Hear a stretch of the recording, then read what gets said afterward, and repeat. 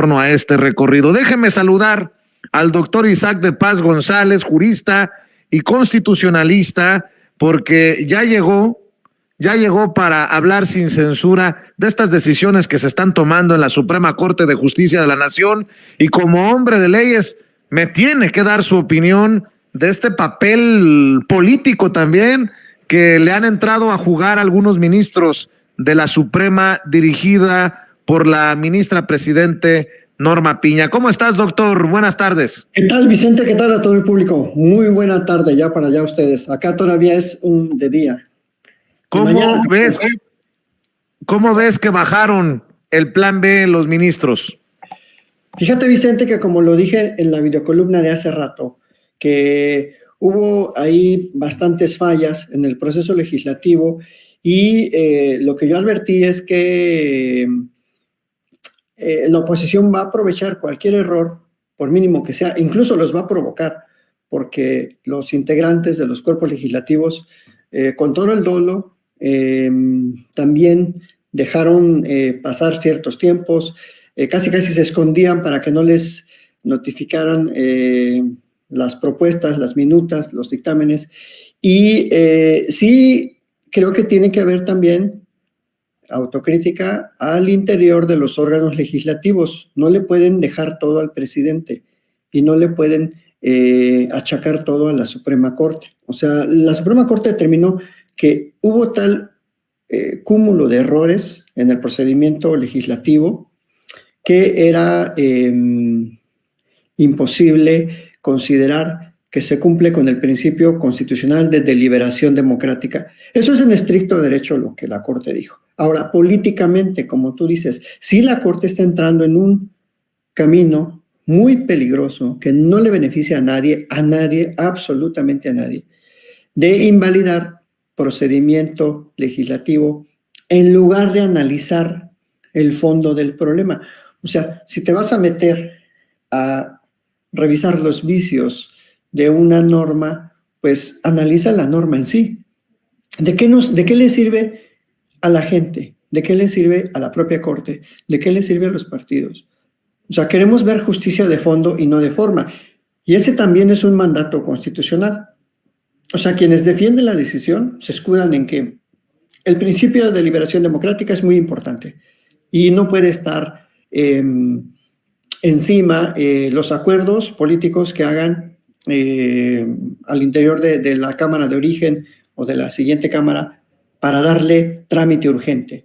Bueno, pero también apliquemos el principio de justicia de fondo, y creo que la Corte en estos casos sería mejor que entrar al fondo, porque se trata de normas muy relevantes para la organización administrativa del INE. Ni siquiera era una gran reforma electoral, no era la reforma electoral que esperábamos en el sexenio, era una reforma deseable.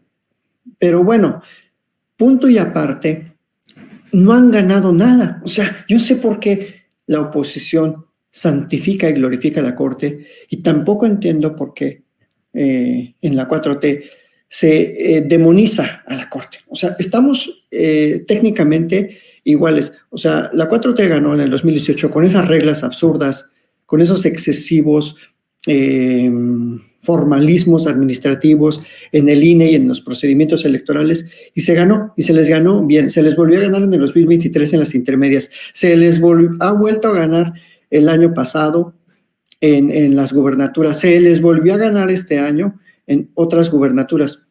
O sea, no van a lograr nada con que lleven sus asuntos a la Corte. O sea, politizar o judicializar la política no les está dejando ningún dividendo, pero ningún dividendo a la oposición. O sea, yo no sé, porque, o sea, me da risa que lo que queda de Claudio X González, si es que acaso queda algo políticamente de él, dice, qué bueno que la Corte es una buena noticia.